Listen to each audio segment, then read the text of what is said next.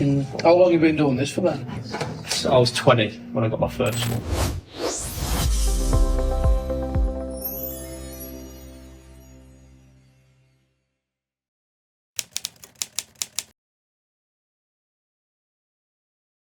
Yeah, alright. Morning.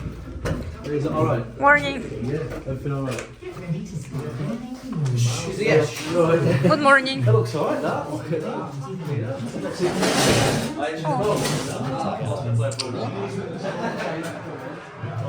My idea was this, because I want this to look nice. I don't want to see screens, right? I'm going to all this effort. I don't want to see that. Yeah. So ideally, we'd need to plaster that, which would be plasterboard, wouldn't it? So plasterboard that, and then I thought once that's plasterboard, it's obviously the same kind of finish. Then you'd have to skim that first, because I don't know. Correct me if I'm wrong. I don't know if you can get your trowel in to get it in. Whereas if it was like that, you plastered it and then boarded and plastered again. Then I was going to go, once that's plastered now finished, and then you finish your board, say there. At that point, looking in, you've got a beautiful, smooth finish, because it's all plastered and painted like a moon. And then you can't see the LED because it's tucked behind this plaster. And as we put a lid on it. Right, okay. And then as you're looking at any side, you're never going to see it, and it will just shine onto it. But you'll still get that ding, ding, ding, ding, ding. Yes. That's one way. But tell me your way. Now you're saying that's obviously, so basically what you're doing is you actually want to create a lid here with your plasterboard. Right, okay. But how do you get the perfect shape? And that's going to be a massive show, obviously, because it's funny, and that way you can sort of get the diameter of this, and then obviously get your centre plate, piece of sheet, and then it'll go around. But LEDs come, fit them around there, and then we put our board up to it, obviously up to your LED, and then go over it again. And then when you fit this board, obviously I just fit it as a full piece. And then I cut around the actual circle what's there. The only thing I'm seeing is this is all skimmed. This here, no pencil. And then this is all skimmed, and then like 20, so that's where the LEDs in there. Yeah. Running all the way around. So I just see LED light, and then this all be skimmed. Yeah. With the ice edge on it. Yes. I think if you're looking for a neat finish up against something like that, you're going to struggle as well. Mm. It's almost like you want the skimming done and then do that afterwards. Mm. Because your board is never going to sit tight to that, is it? All we need to do is get it skimmed maybe first time. Yeah. LED goes in, and then this is all nice and skimmed. So you won't need to do it again. You can just.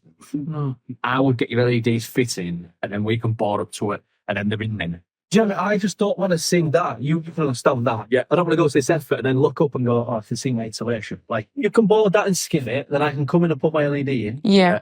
Then you can board this half. Well, that's how you start. Yeah. Flipping to get the money in the bank, and then you go into rentals. Yeah.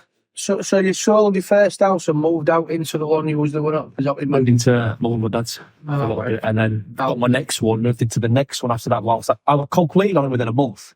So it was like, I was sold in August, and I bought it in like October time. Mm-hmm. Is it just student properties that you're doing, or is it? An Airbnb. Airbnb. Yeah. Airbnb on Melbourne Street. That's unbelievable. Everyone was like, there was no Airbnbs around here. It was all in city centre. It must be some marketing. There was an odd couple who like rent out their own bedroom and stuff, but nothing like Nice. 85% plus every month occupancy. It's just fully booked. I mean, the other month it was like £3,000 gross income. But a lot of expensive Airbnbs. You've got cleaning every time a guest moves out. There's a £40 cleaning charge. There's a £30 linen charge. But, Yeah, a lot of expenses. and messing about. One of the kids wet the bed this morning. Odd way over, so I've now got to get the mattress and top trim and get all the chains. But yeah, I do that. I'd look into that. Obviously, you've got to be careful. But you understand that the more you borrow, the bigger your monthly payment. Yeah. Your budget can manage that. I mean, you remember like £100, £200 extra, but you've got maybe 50, 60 grand chunk of cash that you can go put into a deposit, 25% deposit to buy an house. Yeah. And that's going to give you an income to cover that mortgage. Yeah. And then when you add value to that through refurbishments, the value increases. So we bought this for 85. It should be worth 135 when it's finished. 75% of 135 is 101,000. So I pull 100 grand out and then go and do it again. Yeah. I could do on that next door. If you're getting a house for yourself, they will scrutinise you. They'll say, how much do you earn? They want to see every person, every self-assessment you've done. When it's a buy-to-let, they don't really care about you. They care about how much does that achieve from rental income. And when the surveyor comes out, he'll say, right, this area you could achieve 500 and it's got students, maybe £1,000, and he'll base his valuation on the rental income, which means that you as an individual, you could earn, you can actually earn nothing, zero. Some like to earn like a 20 grand a year minimum, like a basis to see you've got something coming in. But some lenders are like, yeah, we don't really care about you. We want to know what that's going to make. So they'll lend you money even if you've got no tenants in it, because they know it's going to make money. It's an investment. It's a business. You're not doing it to lose money. So they'll take that risk knowing that you're going to rent it out. So they base it on the rental income and not necessarily you as the person. So it's all easy to get mortgages on a buy-to-let than personal. How long have you been doing this for then? So I was 20 when I got my first one.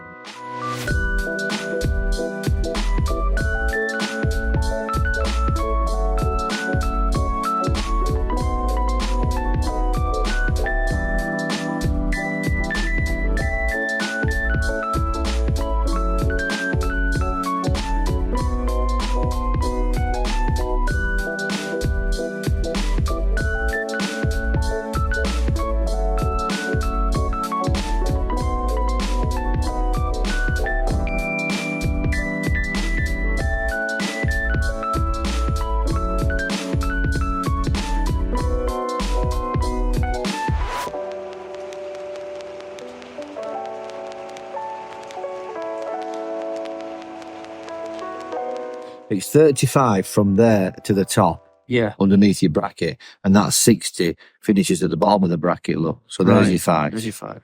Yeah. And that, the overall height. So this is it, look. So not 1980 for the overall height equals the door, yeah? Ah, but then look, they've said, if you look at this arrow here, which is height, that'll be 10 mil there, plus your 1980, plus your 65. I don't know, that arrow is what we need to know, that arrow. That actually says, James, height equals H minus 65. Yes, it does, which is H. H is the door, Yeah. minus 65. Yeah. But it doesn't look like it is on there, does it? No, but if we go off that, overall height required is height of door plus track, which Yeah. is 65. Right. So that's it then. Plus 10. Yeah, but I've got it there, look. 10 there. Yeah. Yeah. So finish floor level, but 10 off finish floor level. Yeah. Yeah. 980 Door door height. plus 65. is your track, which equals, giving it all, Come on, give us it then. well, 1980 plus 75 is 2055. Finish floor level It's is 2. 205. And what's that Five. now? Where's 2055? Ignore that. What did you say it was? 2055. So it should be somewhere like Something that. somewhere. 2055. There, look. That's it. That's that mark there. So that's where his finished plasterboard needs to be. That's perfect. There. Which is only a bit of a timber down from where you're. That's the original there. Yeah. We've had a slight problem with the door frame, as you can see. It used to be a bigger opening. That was the original opening. And then us to kind of reduce it because we're putting some glass sliding doors on here. Unfortunately, it's been lowered a little bit too much, which means now that we've got to take it back up to this level here.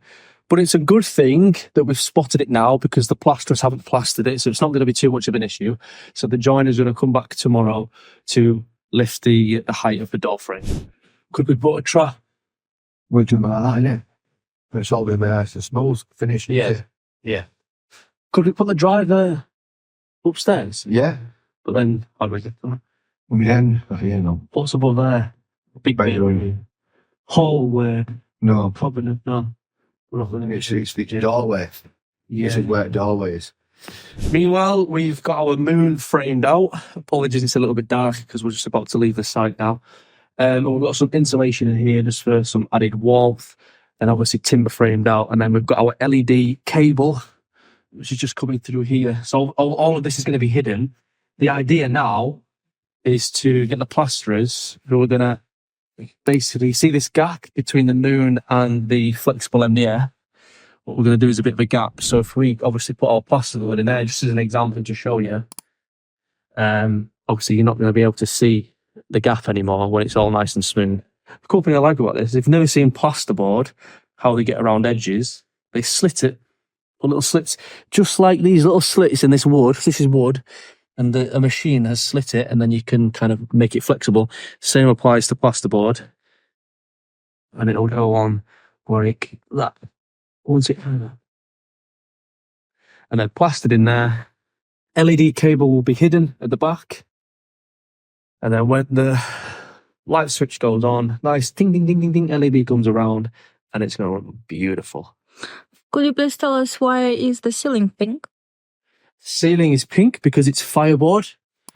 So for regulations, if whether that's a HMO and also potentially Airbnb, and just because it's an investment, we want our tenants or guests to be safe, you have to fireboard the living space below if there's living quarters above, i.e. a bedroom above or a hallway above. So everything has to be fireboarded.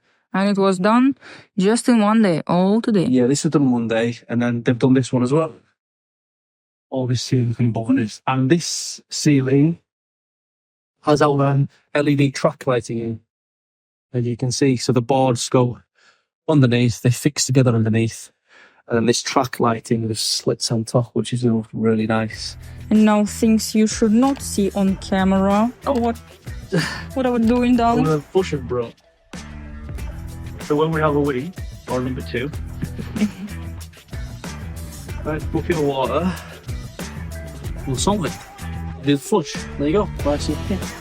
Mm.